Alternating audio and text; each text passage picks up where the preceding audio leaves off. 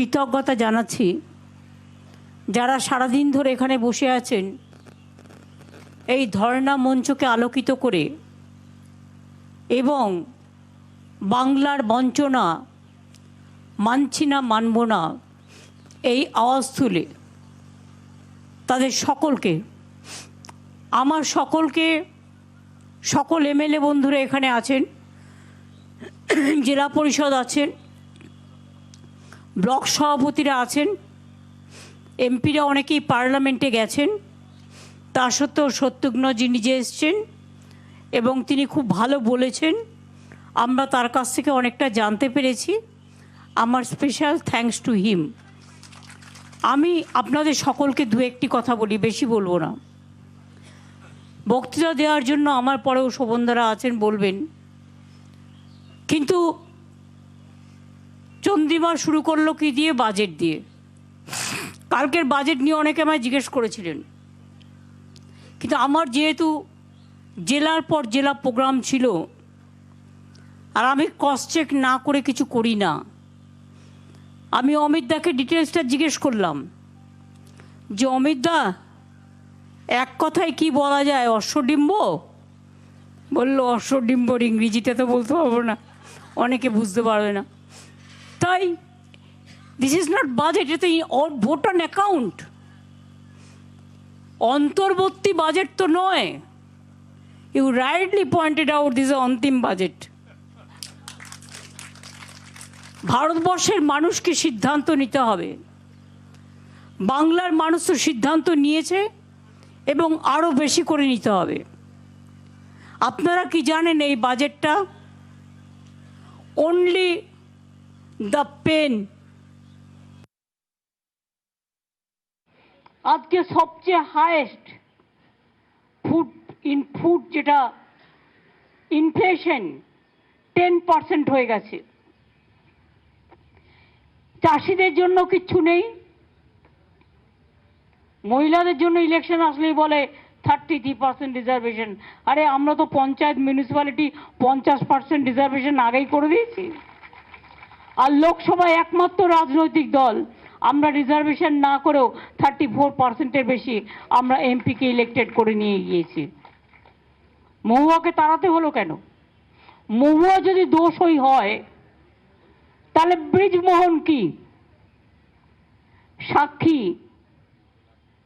যে যাকে সবচেয়ে বেশি অপমাননা করা হলো, লাঞ্ছনা করা হলো, বিচার পেল না, সেই আবার ফেডারেশনের প্রেসিডেন্ট হয়ে গেল। তার মানে মহুয়ার ব্যাপারে এথিক্স কমিটি আর ওদের ব্যাপারে আপগ্রেড কমিটি, এই হয়ে গেছে এদের অবস্থা। বেকারের সংখ্যা 44% বেড়েছে ইন্ডিয়াতে। স্মল স্কেল ইন্ডাস্ট্রি বন্ধ হয়ে যাচ্ছে। কর্পোরেট ট্যাক্সও কমায়নি। মধ্যবিত্তদের জন্যও কিছু নেই। ওরা নাকি সব করবে আফটার 25 বছর, আফটার 50 বছর, আফটার 100 বছর। 25 বছর পরে যদি করতে হয় তাহলে 2024-এ বাজেট করার দরকার নেই। তাহলে 2024-এর জন্য বসে আছো কেন? 2050-এ কি করতে পারতে? আমি ভেবে পাই না। সব কিছু 25 বছরে করব, 50 বছরে করব, 75 বছরে করবে। তো আজকে কি লোকে কাঁচা কলা খাবে না আঙুল চুষবে?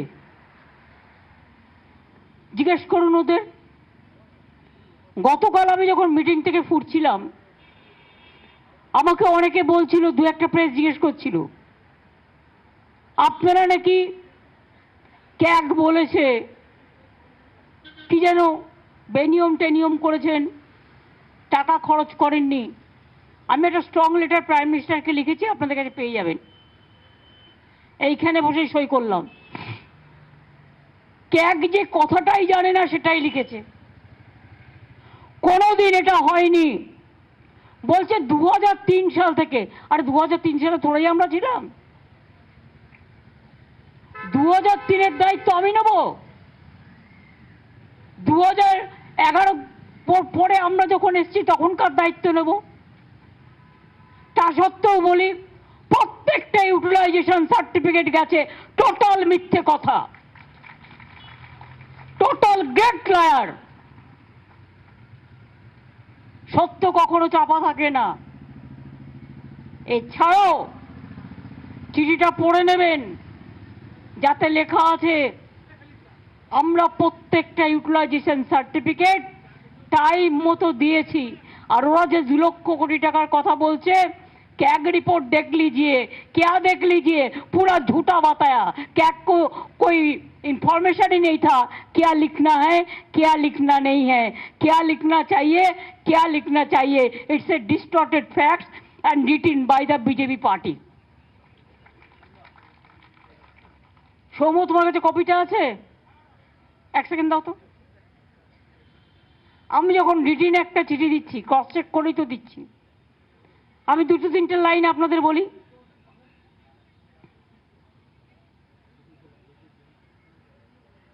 সবটা পড়ছি না, আপনারা পড়ে নেবেন কষ্ট করে।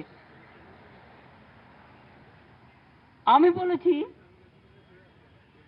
In the state finance audit report for 2021 of the Comput CAG, it has been reported that there is a delay in the submission of utilization certificate of rupees 2,29,099 crore since 2010 to 2020-21।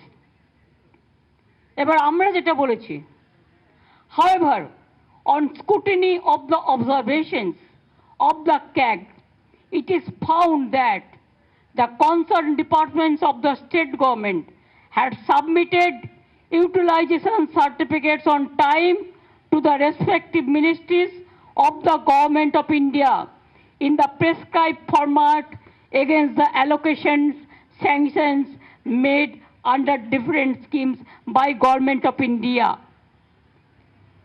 You are well aware that only on being satisfied with these utilization certificates, subsequent allocations are made by GOI from time to time under various schemes. There are no pending utilization certificates of the preceding period.